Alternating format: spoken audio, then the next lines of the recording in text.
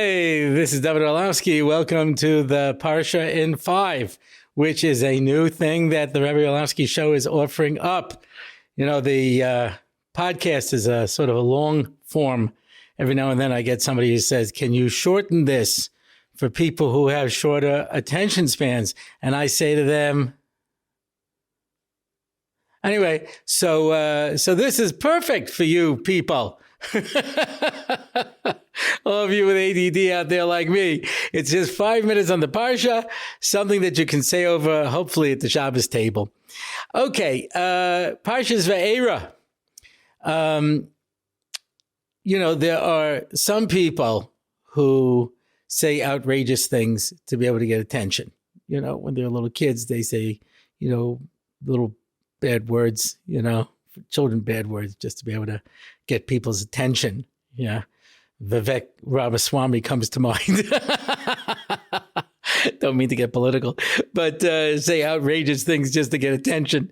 But there was this rabbi who decided to be, controversial and suggest that Avraham actually failed Akedas Yitzchak. Which is kind of weird because we mention it on Rosh Hashanah as the schus that we should be able to be saved. But okay, let's not get bogged down with details.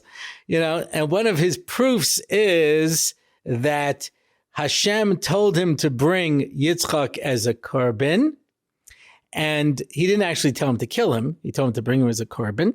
And of course, usually a korban you shecht it. That's why Avraham was definitely within his rights to assume that. And then a malach stopped him. So he says Hashem told him to do it, and a malach told him to stop it. Why would Hashem send the malach? Because he was upset with him at this point, and he didn't want to come to him directly. In fact, he takes a step further. He says, and that's why you see later in next week's parasha, he says that Sarah wasn't there because she left him because he went to do this. Okay, you get points for outrage, But the fact of the matter is, if a Kadosh Baruch Hu tells you to do something, how can a malach come along and stop you, right? This was Bilam's argument. He says, Hashem told me I could go. Are you telling me I can't, Mr. Malach? Do you think you are in a position to supersede a Kadosh Baruch Hu? And he says, look, I'm a malach arachamim. I'm trying to help you here, Bilam, but if you want to continue on to your doom, that's your business. Yeah, I'm just trying to do something good here. But by Avraham, why didn't Hashem come to him and say, okay, I told you to bring him as a korban. You did it. Now all bets are off. And why should he necessarily believe a malach over a Kadosh Baruch Hu? The Malbim has such a brilliant answer.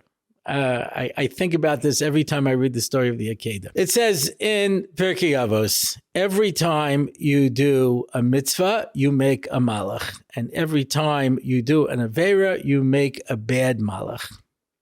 And in fact, at the end of your life, all these malachim come to testify about you. The bad malachim come to talk about the averas you did, and the good malachim come to talk about the mitzvahs that you did. And the two sides are there for you. So this wasn't any particular malach that came to Avraham to stop him, says the Malbim. This was the malach that was created from the mitzvah of the Akedas Yitzchak. So when Avraham got ready to shecht Avraham, the malach shows up and says, hey, I'm here. No problem. We're done. You can see you finished the mitzvah because otherwise I wouldn't be here. I'm the malach who was created from this mitzvah. So the role of Akedas Yitzchak was not to offer up Yitzchak, but to bring him as a korban. And in fact, Yitzchak reached the level of being a korban for the rest of his life. And that's why when there was a famine, he says, Avraham could leave.